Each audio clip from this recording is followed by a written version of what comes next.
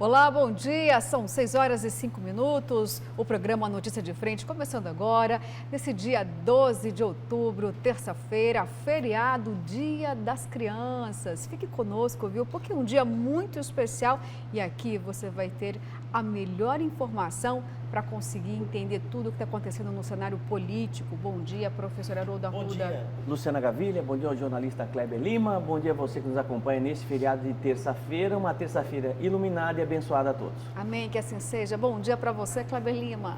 Bom dia, Luciana. Bom dia, Haroldo. Bom dia a todos vocês que nos honram com a sua audiência. E hoje também se comemora 44 anos da divisão de Mato Grosso. Dia 12 de outubro, 44 anos, Kleber Foi o Lima. decreto de data de ontem. Ontem foi feriado em Mato Grosso do Sul. E a publicação dia 12, né? Então, oficialmente é dia 12, 44 anos. Então temos inúmeros motivos para feriar hoje uma data tão importante, né? Importantíssimo. E eu gosto, algumas datas comemorativas eu considero de extrema importância. E as pessoas dizem, olha, mais uma data, apenas por quê, né? Data comemorativa, qual a importância dela? Eu considero o dia 12 de outubro uma data muito reflexiva. Porque, professor Kleber, nós sabemos o quanto as crianças, infelizmente, são vítimas de muitas situações aí covardes. E a data faz essa reflexão, porque dia 12 de outubro, para mim, não é só um dia para você presentear uma criança, não. Vai muito além disso. É de você fazer uma reflexão de como tratar uma criança, de como educar melhor o seu filho e olhar também para o filho das outras pessoas. E também tem uma discussão importante, viu, professor, em relação ao poder público. Tem creche suficiente? Porque creche a gente sabe o quanto é importante, porque a mãe precisa trabalhar, ainda mais essa pandemia que vai acabar, se Deus quiser. E muitas mulheres que antes já tinham se retirado aí do mercado de trabalho vão precisar voltar, porque as contas, elas estão no vermelho, professor. Então é uma data que eu considero importante. Parques também, está faltando muitos parques em Cuiabá. As crianças precisam ter mais momentos de lazer com os pais. Você tocou num assunto bastante interessante para um debate profundo sobre, principalmente, a questão da criança que perde infância, né? A criança que perde infância por exploração, na maioria das vezes, né? Todas as vezes, me parece, é algo interessante isso, né? Isso realmente preocupa a humanidade como um todo, preocupa principalmente a Unicef. Mas todas as vezes que eu como, parece uma coisa interessante, todas as vezes que eu vou comer uma castanha de caju, por exemplo, eu me lembro de uma criança. Porque a castanha de caju no Brasil, boa parte dela é em cima de exploração do trabalho infantil, né? Principalmente na região do Nordeste. E é esse tipo de coisa que a gente precisa analisar, né? Já que você fez a provocação com relação à reflexão, é isso. Será que as nossas crianças não estão perdendo uma das fases mais importantes do seu desenvolvimento, que é a infância, por conta exatamente de uma série de problemas que muitas vezes as famílias enfrentam e acabam colocando essas crianças para trabalhar precocemente? Não é incomum, né, nós encontrarmos pelas ruas de Cuiabá, muitas vezes inclusive até de famílias de outros países, crianças espalhadas, trabalhando, coladas nos pais, né, exploradas muitas vezes por terceiros para tentar conseguir algum recurso. Isso preocupa, e isso deve ser uma preocupação, sobretudo, do governo, do poder público, né? Das assistências sociais, para que realmente nós possamos dar um suporte melhor e garantir, sobretudo, a infância das crianças. Porque uma vez que uma criança perde uma fase de desenvolvimento, ela sofre lá na frente consequências trágicas, né? Por conta disso. Tudo faz parte de uma construção do desenvolvimento do ser humano e cada fase dessa é muito importante. E eu espero que realmente nós tenhamos cada vez mais. Se você pegar o percentual de desigualdade social no mundo, você vai perceber que boa parte dessa desigualdade, você vai encaixar exatamente a criança nesse processo todo, né? Porque realmente é algo preocupante, né? E com pandemia, com recessões econômicas no mundo todo, aí a situação piora muito. Com certeza, boa reflexão professor. Para o início do programa. Opa, com certeza. E Kleber Lima, você disse que também, além do Dia da Criança, a gente celebra a divisão do Estado de Mato Grosso. E também o Brasil ainda é um país muito católico, Nossa Senhora Aparecida, padroeira do Brasil, também a data é reflexiva à santa. Uma santa muito querida, né? Muito cultuada no Brasil como um todo. Existem várias Nossas Senhoras, né? Tem até uma música cantada pelo Roberto Carlos que fala que todas as Nossas Senhoras são a mesma Mãe de Deus. Então você tem Nossa Senhora Aparecida, Aqui em Cuiabá, inclusive, é feriado em 8 de dezembro, né? Que é a Nossa Senhora da Conceição, e outras tantas Nossas Senhoras. Todas originárias de Maria, então, a Mãe de Jesus. Todas, porque a cada momento histórico numa determinada região, evoca-se, né? Ou a santa faz algum milagre, ou no caso Nossa Senhora Aparecida, encontra-se a imagem, né? E aí vão se fixando as datas, mas todas as Nossas Senhoras são a mesma Mãe de Deus, Mãe de Jesus. Muito bem, Cléber Lima, obrigada. Independente da religião, os cristãos entendem muito bem, né, a importância de Maria, a Mãe de Jesus, e por isso, né, a data também, diferente do Brasil, tem outras conotações, né, Cléber Lima? Cada país acabou formatando a sua conotação em relação a Maria, a Mãe de Jesus, né? Exatamente. Mas é muito importante, então, temos muito para refletir nessa data, muito. 12 de outubro. Estamos Muitas falando de coisas criança, importantes, estamos né? falando de mãe, da Mãe de Jesus. São temas que é importante mesmo para a gente fazer uma reflexão e tratar sempre algo melhor, seja uma criança melhor, seja nesse momento até ligar aí para sua mãe. Tem muitos filhos, né, Cléber Lima, que acabam se distanciando até dos próprios pais, da própria mãe. Né? Então isso vale para a gente poder estar fazendo algo diferente, tentar ser melhor. É isso? Claro, essa viagem de introspectiva, ela pelo menos alguns segundos do dia você precisa fazer. Para manter a paciência, para manter o equilíbrio, tentar manter o equilíbrio, né? Quem nos convida muito, eu como professor não poderia deixar de dar uma recomendação a vocês que nos assistem. Quem nos recomenda muito isso e tem um trabalho muito bem desenvolvido e uma influência muito grande no Ocidente, são as meditações de Marco Aurélio. Marco Aurélio foi o último imperador romano, né? Um dos precursores aí, né? Divulgadores do estoicismo, uma escola importante, que trata exatamente isso. É muito importante que você se conheça primeiro, né? Para que realmente você possa se projetar para o outro, ele vai dizer. Né? Na medida que você conhece os seus medos, os seus limites, tudo fica mais fácil. Tudo absolutamente fica mais fácil. Né? E você começa a construir conceitos de relação. O que são conceitos de relação? Respeito, confiança, né? Acreditar que as diversidades, né? As intolerâncias fazem parte desse contexto de aperfeiçoamento do ser humano. E é exatamente isso que está o brilho de Deus. Né? Deus nos dá exatamente essa oportunidade de nos relacionarmos politicamente para que nós possamos melhorar um com o outro. Muito bem. Bom, Luciana, Cléber Lima, fica à vontade. Que eu me referi, ela a composição é do Erasmo Carlos, chama Todas as Nossas Senhoras. Ele fala, por exemplo, Nossa Senhora da Paz, Nossa Senhora da Penha, Nossa Senhora do Carmo, Nossa Senhora da Guia, e aí Nossa Senhora Desatadora de Nós, Nossa Senhora da Glória, Nossa Senhora de Lourdes, Nossa Senhora de Nazaré, enfim, todas elas, né? Ele fala, minha mãe, Nossa Senhora, somos todos filhos seus, todas as Nossas Senhoras são a mesma Mãe de Deus. Obrigada. Bonita, né? Erasmo Carlos. Além lindo. de tudo, bonito. Erasmo Carlos, olha, confesso Erasmo que essa Carlos. letra eu não conhecia, era desconhecida, obrigada. Bom, gente, vamos agora então de política, porque o repórter Daniel Santos já está lá postos ao vivo para trazer para a gente as informações em relação à Assembleia Legislativa, porque você está acompanhando aqui conosco aquela situação, né, do presidente da Casa, Max Russo, e o primeiro secretário, Eduardo Botelho. E aí, quem será que vai de fato permanecer na presidência? Porque teve um novo desfecho aí, que existem até rumores de que pode estar estremecida a relação dos dois parlamentares. Vamos entender então qual o elemento novo desta situação. Já temos aí imagens do repórter Daniel Santos, que vai trazer agora para a gente todos os detalhes sobre a Assembleia Legislativa. Olá, Daniel, bom dia para você, para a sua equipe, um bom feriado, cheio de trabalho, Daniel. O Daniel, que não é santo nem nada.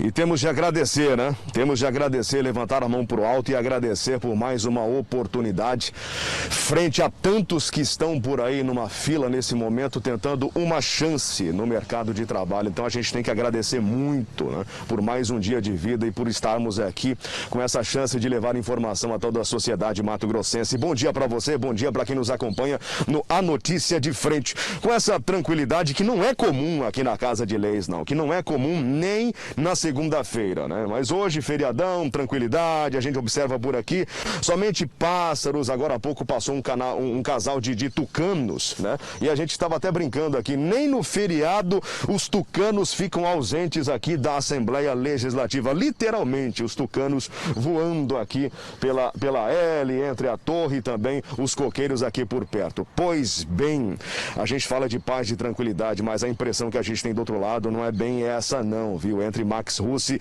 e Eduardo Botelho. O que acontece? Eduardo Botelho não gostou nada dessa história do procurador-geral da Assembleia Legislativa, o Ricardo Riva, e pedir ao Supremo Tribunal Federal para que os ministros considerem a eleição da mesa diretora de fevereiro último, que elegeu Max Russi presidente depois de uma liminar assinada pelo ministro Alexandre de Moraes, invalidando a recondução de Eduardo Botelho. Pois o Botelho disse o seguinte: olha, quando se trata de mesa, quando se trata da Casa de Leis, todo o plenário deve ser ouvido. A Procuradoria não representa uma figura, somente o presidente, ela representa a Casa de Leis. Então o plenário deveria ter sido ouvido. Segundo o Botelho, né, essa rusga já foi superada. Já conversou com o Max Russi, está tranquilo nesse momento, mas aqui nos bastidores o que a gente ouve não é bem essa história não. É de que o Eduardo Botelho teria ficado bem chateado mesmo com essa, não vou dizer manobra, mas o fato da Procuradoria ter se manifestado. E a forma como aconteceu, pedindo ao Supremo, beneficia diretamente Max Russi na sua permanência à frente da Assembleia Legislativa. Nesse momento, o ministro Gilmar Mendes, que havia pedido vistas, ou seja, mais tempo para analisar essa questão, já devolveu o processo. Já está disponível, já está à disposição dos demais ministros do Supremo Tribunal Federal para julgamento virtual entre 22 de outubro e 3 de novembro. O placar nesse momento é 2-1. Né? O Alexandre de Moraes, contrário à recondução do Eduardo Botelho. Tem também o Ricardo Lewandowski, o ministro Lewandowski, que votou a favor, e tem o ministro Gilmar Mendes também votando favorável. Então nós temos 2-1 nesse momento para Eduardo Botelho. Mas como é que fica aquela lei que já foi aprovada aqui na Assembleia Legislativa e que proíbe a recondução de presidente e também de primeiro secretário, reeleição no mesmo biênio? Agora já é lei, já foi aprovada aqui na Assembleia Legislativa, já está valendo. Segundo o que a gente consultou aqui na L, ela não tem efeito retroativo, ela vale daqui para frente, e estamos tratando de uma eleição que aconteceu lá atrás e que reconduziu Eduardo Botelho. É aguardar os próximos capítulos. Só posso dizer uma coisa para vocês aqui: teve deputado que não quis se manifestar publicamente, mas que nos bastidores, conversando com um e outro, teria ficado do lado de Botelho, outros teriam ficado ao lado de Max Russi. Uma certa divisão aqui entre os deputados em se tratando do futuro da mesa diretora da AL. Então, julgamento entre 22 de outubro e 3 de novembro. Até o início de novembro saberemos o que será da mesa diretora da Assembleia Legislativa. Luciana. Bem, Daniel, vamos acompanhar então o desfecho dessa história que começou de forma diplomática e agora está tomando aí um outro rumo. Obrigada pelas informações e voltamos ainda com você nessa edição ao vivo, hein, Daniel? Kleber Lima, deixa eu ver então se eu entendi. A Procuradoria da Assembleia Legislativa entrou com recurso, uma ADI no STF, isso para favorecer o presidente da casa, Max Russi. Azedou de vez essa relação, Kleber? Então, tinha um certo fair play, né? Ali entre o Botelho e o Max Russi, uma postura de cavalheiros, né? Entre eles. Não, o que a justiça decidir, a gente cumpre, né? Então, vamos tranquilo e tal. Só que essa carta na manga, né? Do Max foi descoberta. E eu uso carta na manga não é por acaso, não, porque o Max é um exímio jogador de cartas, joga pôquer, né? É campeão, inclusive, de torneios de pôquer. Mas, ao que tudo indica... Então era só blefe, não era cavalheirismo, não era acordo, não era diplomacia? Ao que tudo indica, deu uma blefada em cima do Botelho ou deixou a carta cair da manga, né? Então, esse é o problema. A carta caiu da manga, porque o que o Botelho questiona não é nem o fato dele entrar com uma ação, como eu, Max Russi, contrato um advogado e vou lá, é pegar o procurador da Assembleia, que tem uma função institucional. A função do procurador é defender a instituição, né? Não os deputados, não, nenhum deputado, né? Isso aí seria um desvio até de finalidade da Procuradoria. Os deputados, como indivíduos, devem contratar os seus próprios advogados, senão você pode caracterizar o uso da máquina. Então é ele fazer este uso da máquina num jogo que até então tinha um fair play, tinha um cavalheirismo ali, uma postura, né, mais institucional. E o negócio é complicado porque, assim, já existem julgados do Supremo Tribunal Federal vedando sucessivas reeleições para o cargo de presidentes das Assembleias Legislativas, com base num princípio constitucional que veda essas sucessões sucessivas nas casas do Congresso Nacional, na Câmara dos Deputados e no Senado. Aí alguns partidos ingressaram com medidas do Supremo Tribunal Federal questionando esta prática nos estados. Então, num primeiro momento, foi dado o ganho de causa a esses partidos e proibido essas sucessivas eleições em Mato Grosso também. Mato Grosso e outros estados. Foi que o Botelho já estava eleito em fevereiro, né?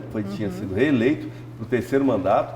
E aí tem um problema que é difícil das pessoas, inclusive entre as quais eu me incluo, entenderem porque o mandato é de 2 anos. Até eu acho que o Daniel cometeu um pequeno equívoco ali, porque não proíbe a sucessão no biênio. O mandato é um biênio. É um biênio. Né? É 2 anos. Então você pode ter uma reeleição, ok? Então, 2 anos mais 2 anos inteira um mandato. Mas aí tem a dobradinha. Aí é o seguinte, só que para você começar um terceiro mandato, você precisa primeiro renovar o seu mandato na urna. Você está entendendo? Então zera tudo. Inclusive os atos legislativos, eles zeram ao final da legislatura. Que acabou aquela legislatura, começa a outra.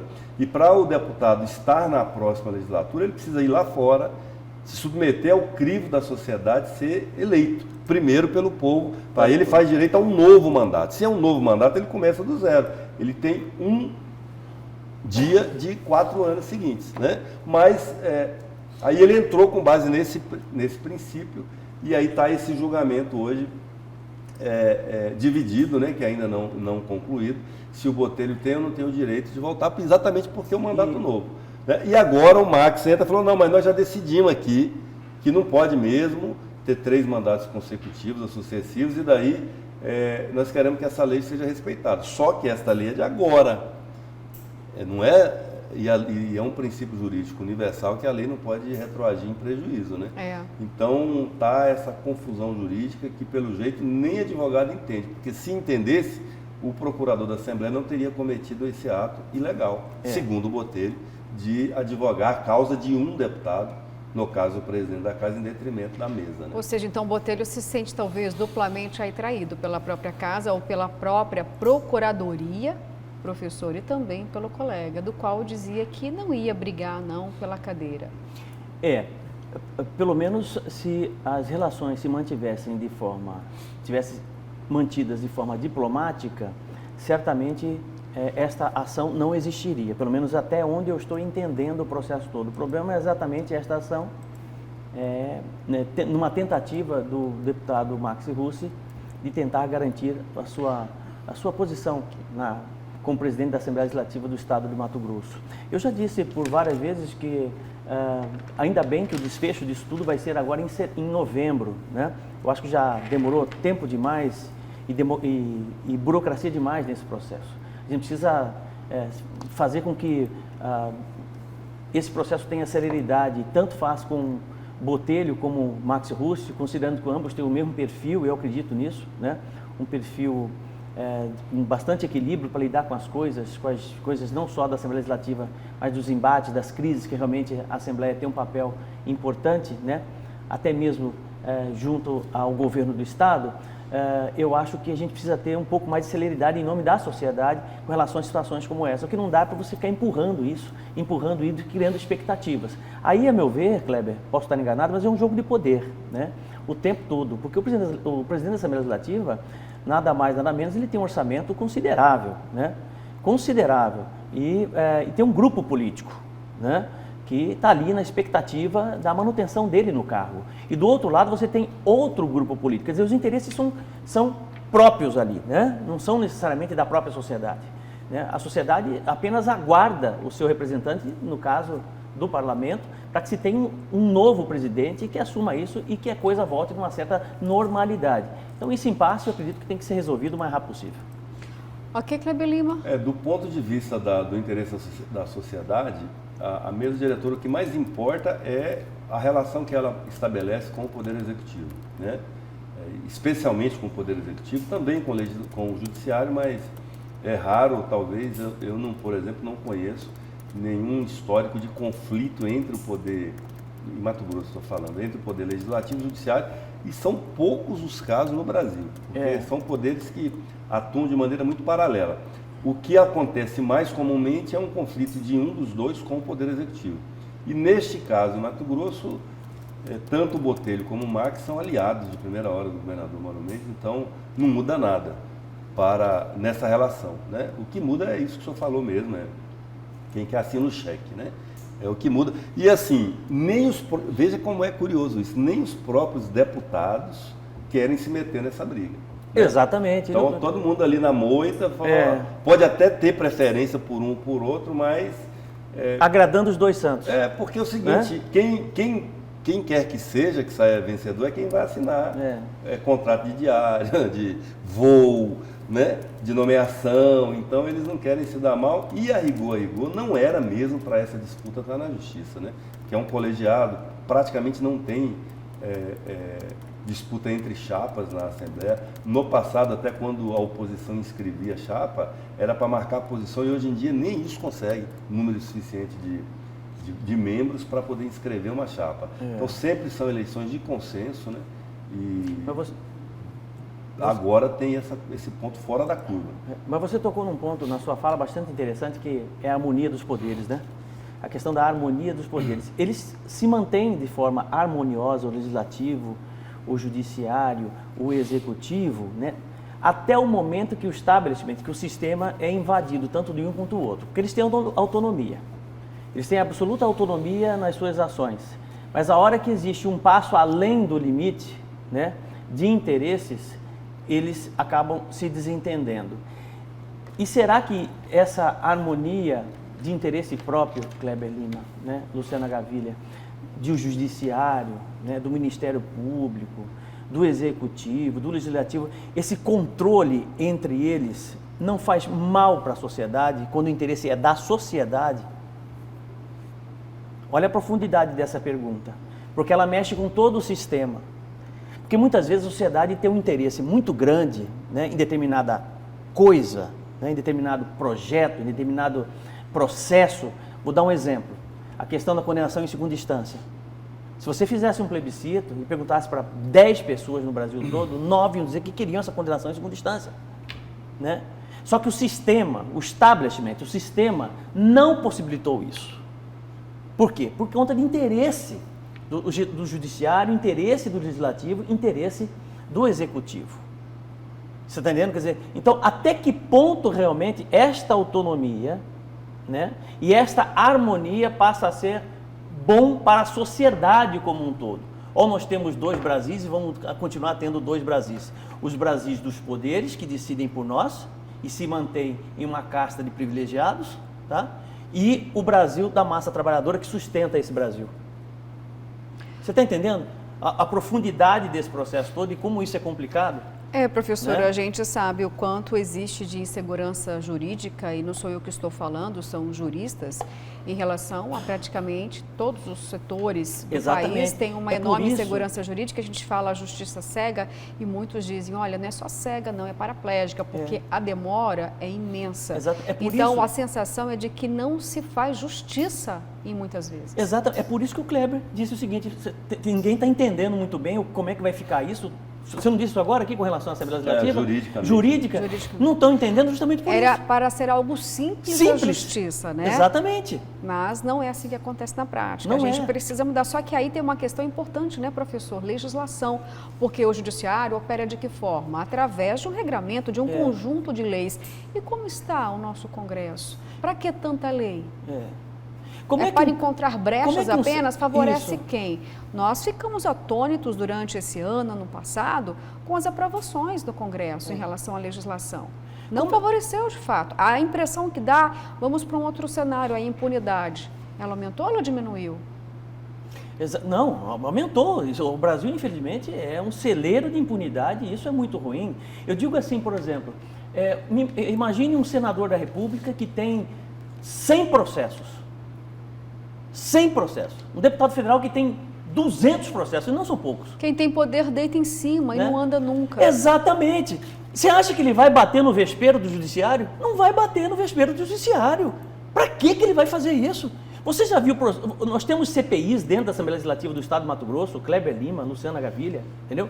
Que tem, de certa forma, inclusive apontado por deputado, que tem problema com relação ao Ministério Público, está arquivado, isso está parado dentro lá da Assembleia Legislativa. Nenhum deputado põe a mão, passa longe. Por quê? Porque é problema para ele. Ele tem processos nas costas, tá entendendo? Para que ele vai se indispor com o judiciário numa situação como essa? Isso a sociedade precisa entender, precisa acompanhar, né? De que realmente o processo, existe uma regulação nesse processo de sistemas, né? E aí, quando alguém levanta a bandeira e fala, né? Provoca muita gente. Tem gente que levanta da mesa e fala assim, esse professor começou a tocar num assunto que realmente me incomoda. Porque tem problema com a justiça. Porque faz parte do sistema. Você está entendendo? E isso é complicado. Mas, Haroldo, assim, o Poder Judiciário não é tão intocado assim no Brasil. A gente precisa trazer um pouco de história para a mesa, né? Para a conversa. Por exemplo, nós tivemos uma CPI do Judiciário no Congresso Nacional na década de 90 que fez transformações profundas no judiciário brasileiro, inclusive do ponto de vista do controle externo, quando surgiram CNJ, CNMP, no caso do Ministério Público. Tivemos juízes condenados, tem um famoso caso do Lalau, né, que era o juiz do TRT. Em Mato Grosso, as feridas do judiciário estão se fechando hoje, estão cicatrizes aí profundas. Nós tivemos aqui muitos desembargadores, muitos juízes, tendo que responder pelos seus malfeitos, né? Alguns, inclusive, até hoje aí brigando na justiça para ver se volta ou não volta. Teve uma mudança radical na estrutura do judiciário mato-grossense também. Então, assim, não é rigorosamente verdadeiro que o Poder Judiciário é um poder intocável no Brasil. Na verdade, esse modelo de república democrática é um modelo, dos modelos de regimes democráticos, o mais consagrado hoje no mundo, né? Porque os poderes se equilibram, se ajustam, cobram. Mas tem distorções? Tem. Tem distorções em qualquer lugar, tem distorções da família da gente, tem distorções das profissões, tem distorções nas religiões, tem distorções nos poderes. Mas os modelos que vêm sendo aperfeiçoados no Brasil estão dando conta de responder, talvez se não na totalidade, ou no momento automático em que os malfeitos acontecem, mas do ponto de vista histórico, eu acredito que tem dado algumas respostas importantes. E a gente precisa só fortalecer esses instrumentos. Fortalecer, né? É preciso melhorar ainda mais, precisa, Kleber Lima. Sem dúvida nenhuma. Mas assim, a imprensa é importante nesse controle, né?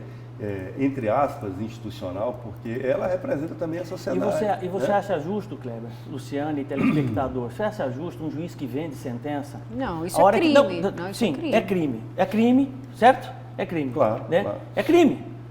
Ok? É crime, todo mundo sabe que é crime.